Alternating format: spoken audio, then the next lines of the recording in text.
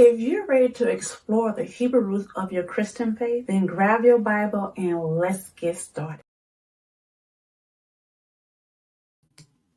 Shalom. Welcome back to Tuesday night Torah Studies. Thank you for joining me on today. So, as you can tell, we are still in the book of Exodus. This is our study for Tuesday nights at this time.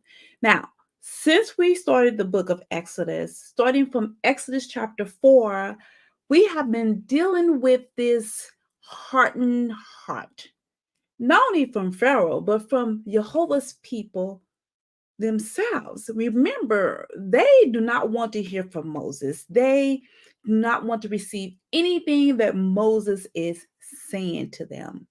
So let's kind of talk about this hardened heart, because there are so many people today living with this hardened heart. There's thousands of people living with this. How do we know that is so many people today that's living with this hardened heart?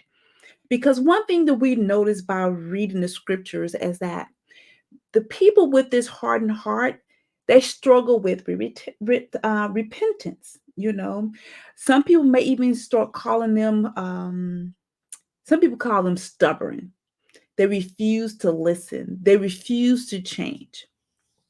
I want us to remember there are a number of reasons why someone have a hardened heart that prevent them from hearing from Yehovah and from his servants, his ambassadors.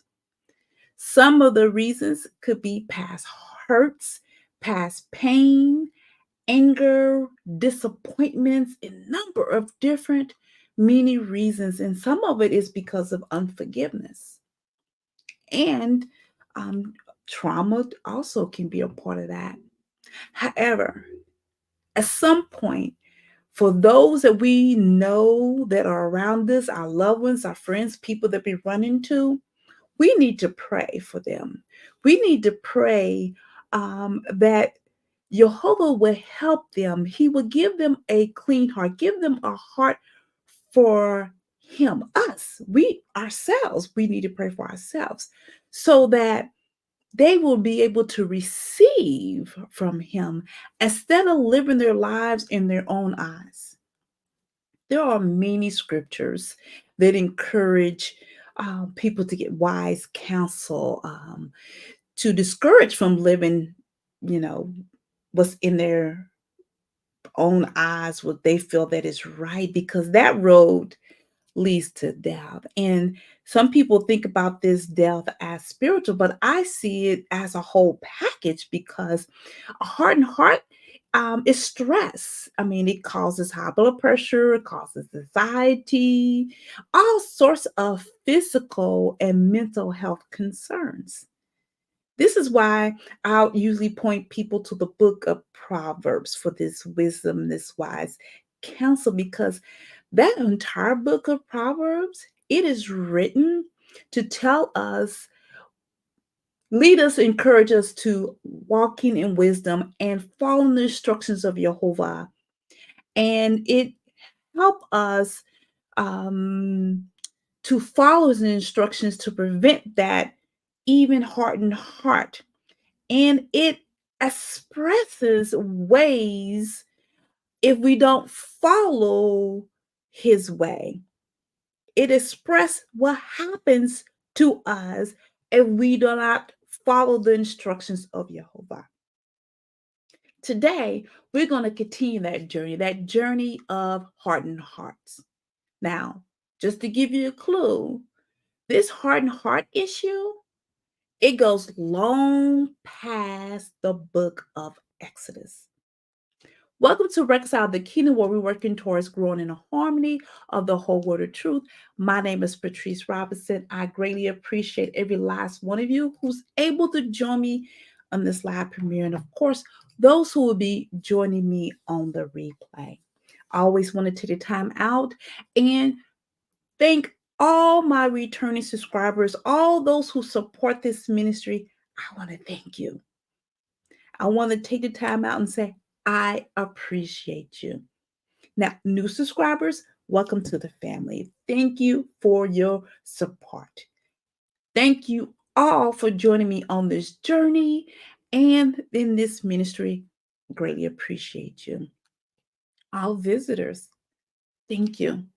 I'm hoping that you're ready to join this family, that you're ready to join this family that does not mind searching the scriptures, a family that does not mind challenging the religious system teachings that we have been under for hundreds of years.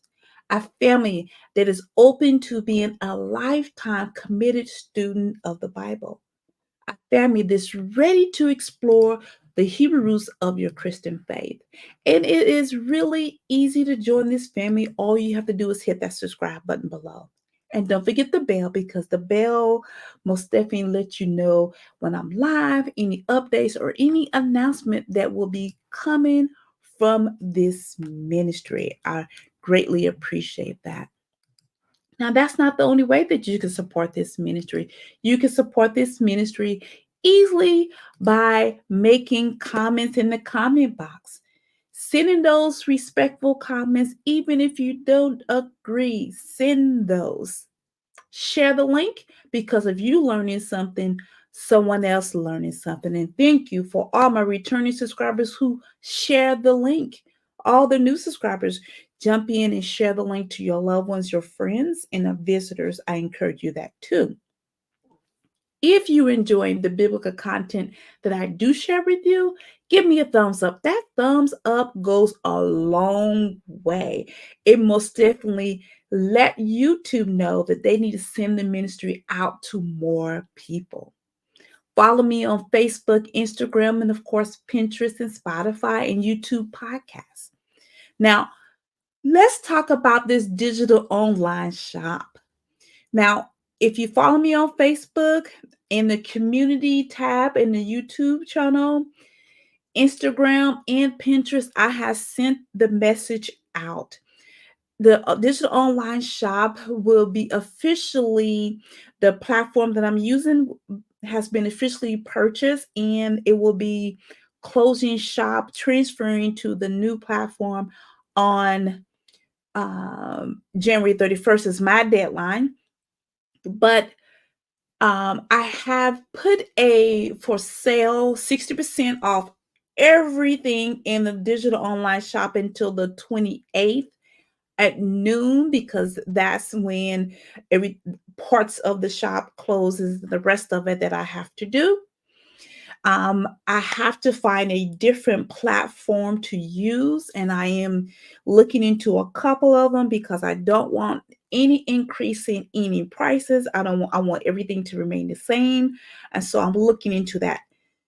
The problem is I do not know when which platform to choose, how long it's going to take, nor do I know when I have to transfer everything into the new platform, how that's going to take, because I know I'm going to have to do some editing on how to put it up on that new platform.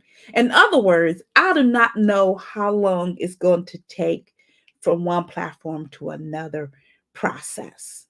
So everything on the digital online shop is 60% off, because I want you to get the book of Acts, because we most definitely be doing that as a book of study. I want you to get the book of Exodus, because we're in the book of Exodus, and any previous books and the others that are available to you. Because again, I don't know how long it's going to take for me to have everything set up again. So I want you to be able to take the opportunity to invest into your spiritual journey. Now, another thing, those of you who watch all the way to the end, I have an additional discount for you, and I think it's be so much worth the discount, and I'm going to give you that information at the end of this live. And those who watch on a replay will actually have an opportunity to participate in that also. Now, donating love jar is totally up to you. Again, all of this will end on January 28th. So I don't worry about donating in the love jar. I'm more into you investing into your spiritual journey by buying the individual companion worksheets and also the workbook Bible companions that's available for you. So I rather for you to take time out on that than donating in the love jar. So all this information as far as ways of supporting the ministry is in the description box, and the online digital shop will be there until January the 28th. And then I will most definitely figure things out at a later time. So again, stay with me to the end. There's most definitely a benefit of staying to the end. So once again, you can take a look at all of those opportunities to support the ministry at a later time. And of course, doing a live, you're able to see it on the side, depends on which method you're watching me on. So don't forget, at the end of the teaching today, you're able to ask questions about the teaching that's presented to you. You're able to make comments. And of course, I encourage you to share throughout the teaching. Make sure you have your Bible before you, all your writing utensils that you need, and worksheets if you purchase them, or a piece of paper. So I most definitely want you to take an opportunity to get things together. So we always begin with the previous week. So I'm going to bring up my sheet for chapter 6. All righty. So we was in Exodus chapter 6. So these are my key points that I have for Exodus chapter 6. So Yehovah at this point is moving Moses and Aaron to their next steps in their ministry, which means they have to go back in front of Pharaoh, which Moses is not looking forward to doing. And so Yehovah had a conversation with Moses about the name that Abraham, Isaac, all the forefathers before them did not know him by this particular name. So it's, for me, it wasn't the name change, it was the relationship with the name. So the children of Israel, this is a different relationship than from Abraham, Isaac, and Israel, formerly Jacob. This is now moving into the firstborn nation, the firstborn son, and also the bride. So this relationship change happens with the children of Israel. Now, it is important to understand that it is by Jehovah's strength that the children of Israel, you and I, will be delivered from oppression. It is through him the children of Israel, you and I, also are redeemed. Now, the children of Israel, like we spoke earlier, is that they now have rejected Moses. Their rejection, their heart when it comes to Moses is the anger that they had. They was angry about the situation. They was angry because Pharaoh would not hearken unto them about the issue with them gathering straw themselves. As a matter of fact, Pharaoh punished the officers of not meeting the quota. So this also made the children of Israel harden their hearts against Moses. We also read through the book of the prophet Ezekiel that the children of Israel, while they're in Egypt, already had a hardened heart against Yehovah.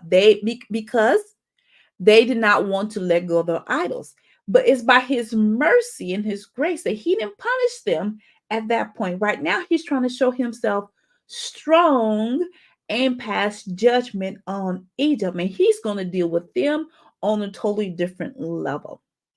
So, my insight, my application, we have to remember that the one that created the heaven and earth knows us better than we know ourselves.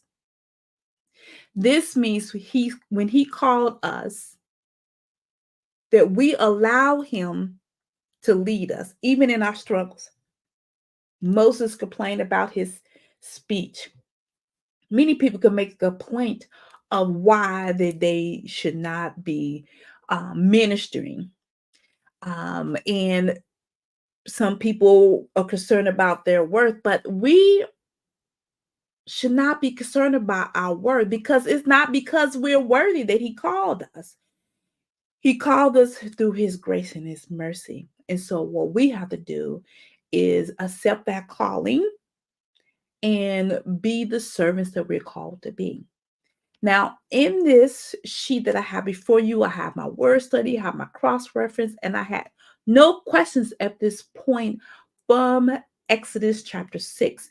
I will leave this sheet up for a moment to allow you to share your key points, any application, any insight, anything that you have from Exodus chapter 6, and that will remain there for a while. And we will continue with Exodus chapter 7 at this time. And and Yehovah said unto Moses, this is Exodus chapter 7, and Yehovah said to Moses, see, I have made thee a god to Pharaoh. So this is Yehovah getting Moses prepared for his next step, Moses and Aaron. And Aaron, thy brother, should be thy prophet. Thou shalt speak all that I command thee. And Aaron, thy brother, should speak unto Pharaoh, that he send the children of Israel out of his land. And I will harden Pharaoh's heart and multiply my signs and my wonders in the land of Egypt. But Pharaoh shall not hearken to you, that I may lay my hand upon Egypt and bring forth my armies. I'm going to repeat that.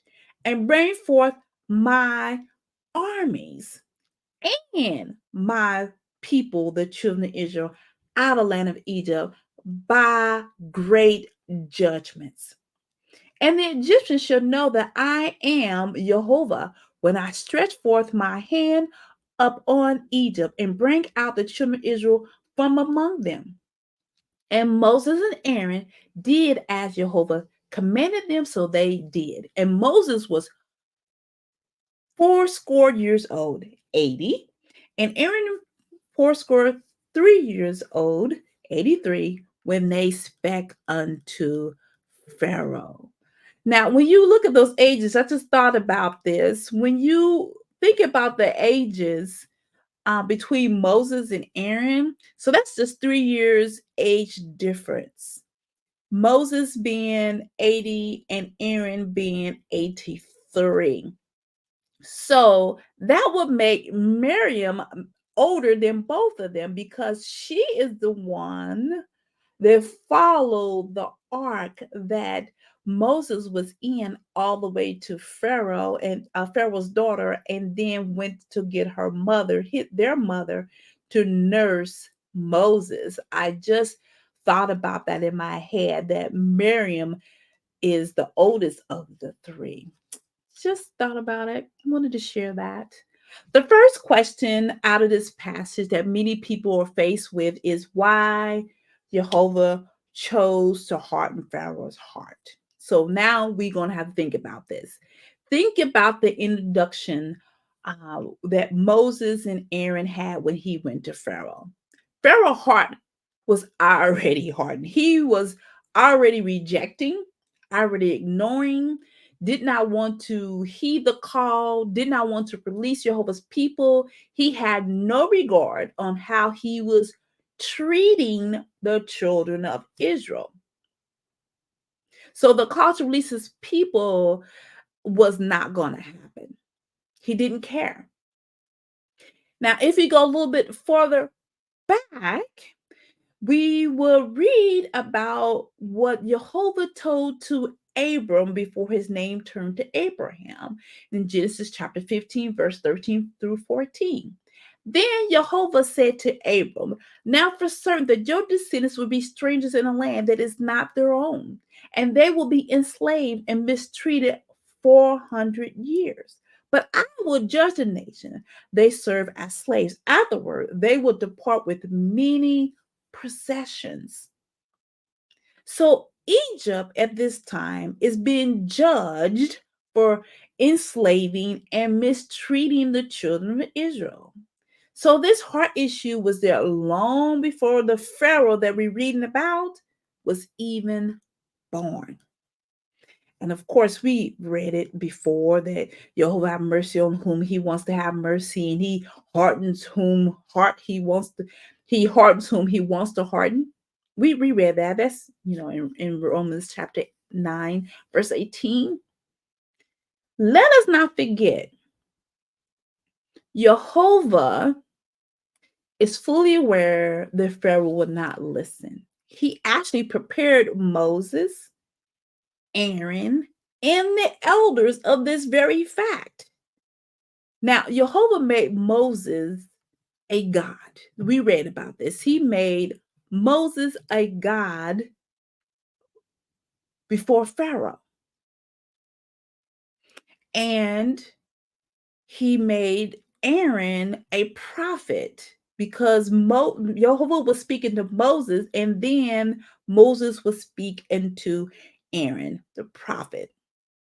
So I remember reading about Yeshua when he had mentioned that he was the Son of God.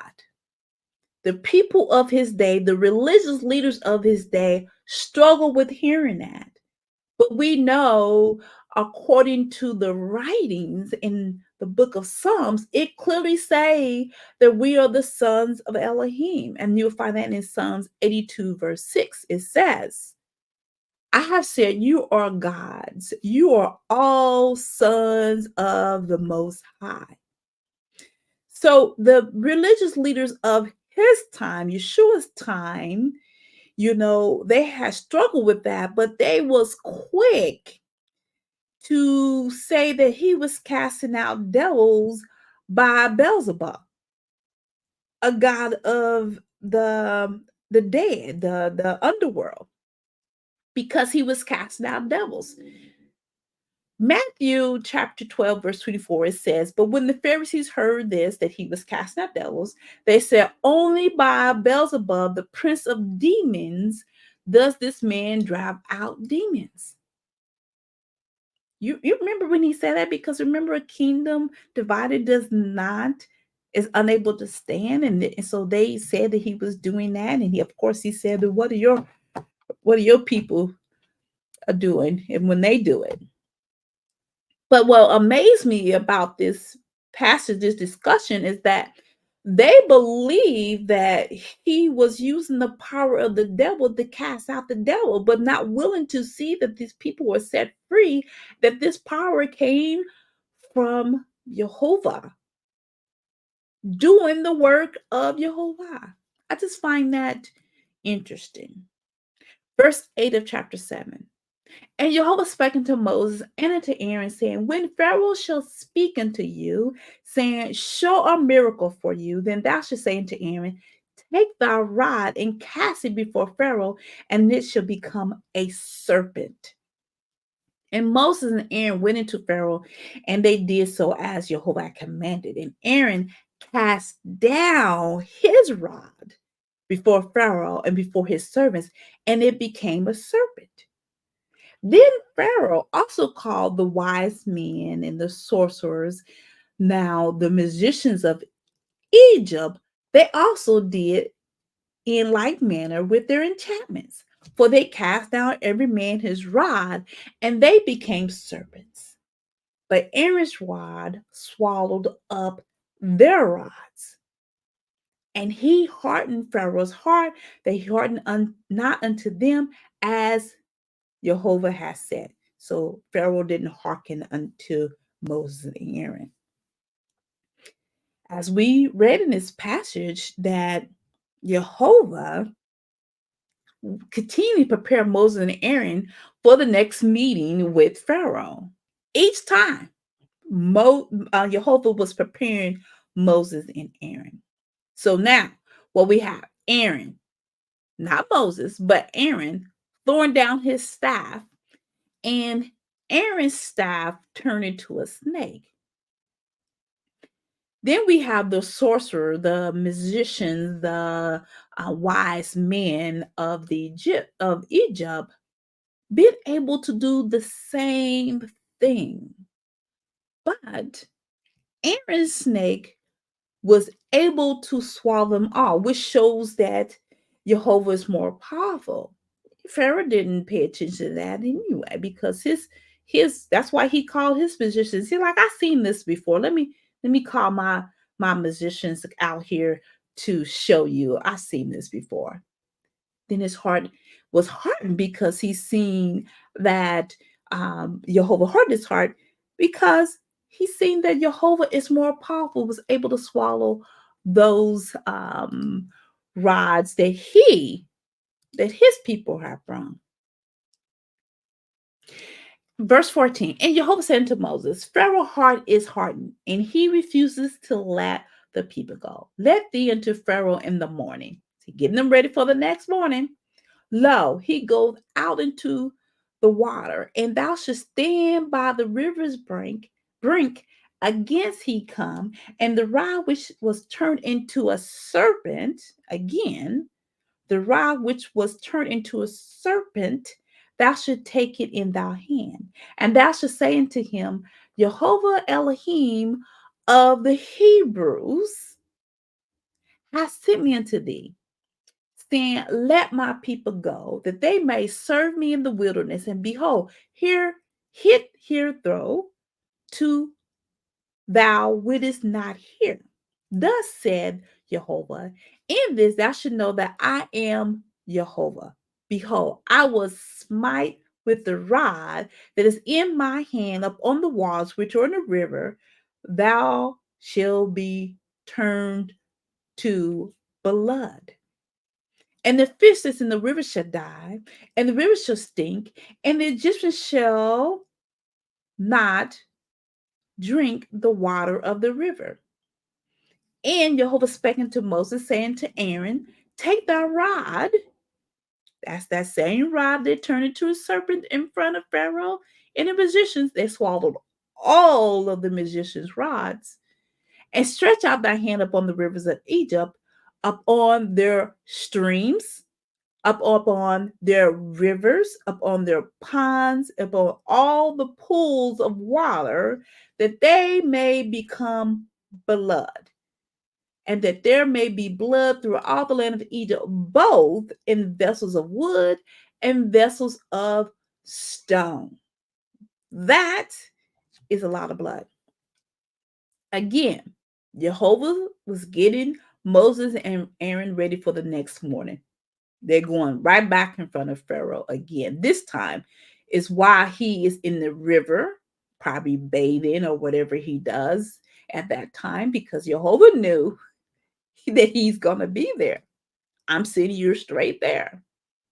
At first, it sounds like he was telling Moses to use Moses' staff, but most definitely is Aaron's staff who stretches it out among the water and all the water of Egypt. This is the water that's from the pools, it's from the wooden vessels, from the things that the pots that have the water in the wood, and those that got the stone vessels that has water in it. All of that, all of Egypt. Again, not just the Nile, the ponds, the streams, everywhere there's blood.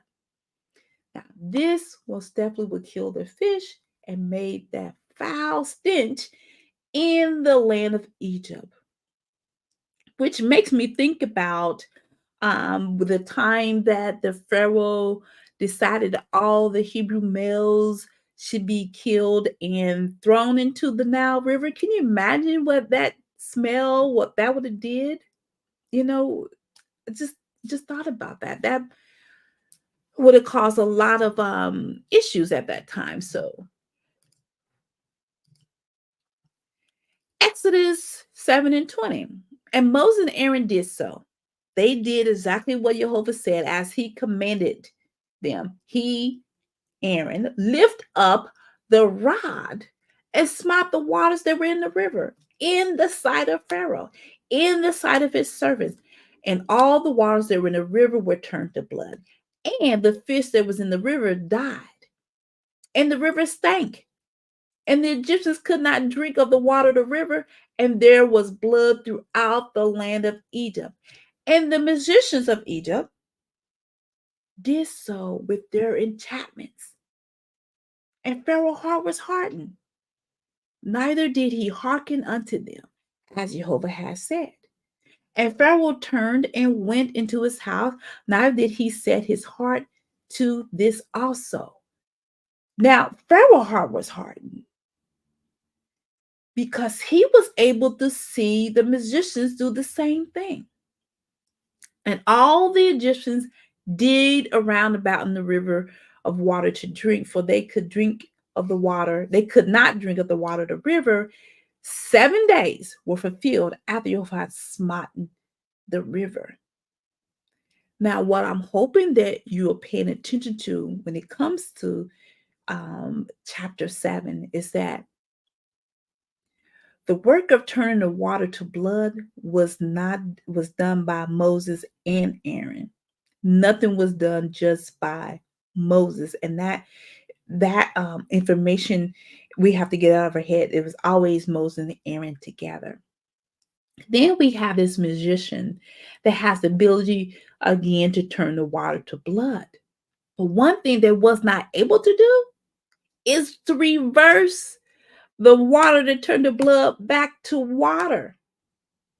This is why the magicians were digging around the river to try to get some water, because this lasted for 7 days upon the request of Yehovah, which, by the way, give us additional information with the conversation with Moses and Yehovah, because we do not get insight that it was going to last 7 days until we read it in verse 25.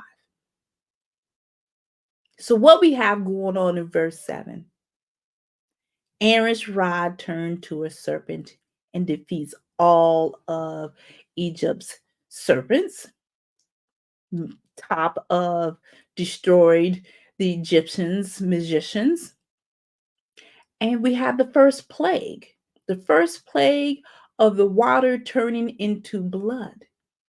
Now, the magician was able to turn the blood, but they was not able to reverse it. That's the important point to remember as we going through the plagues. Their magician was able to do some, but how many of them were able to reverse? And this is what we're going to look to on next week as we continue through the book of Exodus. Now, I don't see any question or any comments that I need to address on today. You have an opportunity to still send those questions and comments during the replay. Now, those of you who made it to the end of this live premiere and during the replay, you deserve a treat. You will be able to get 80% off the digital online shop. Everything in the store for you until January the 26th. That's 3 days. Those of you who made to the live premiere, those who are watching this on the replay up to the end of the date will get that extra percentage. So you get 20% extra from other people. That's 80%, because I want you to be able to invest into your spiritual journey. The last thing we do, we try to remember things that we studied, and we can't. Writing things down, having the books in front of you, especially when you go through one time, then come around again, you will see how much you have learned. So you do see a code that's going across the screen down below, and you will use that code. That is the code that you need to write down and use starting today.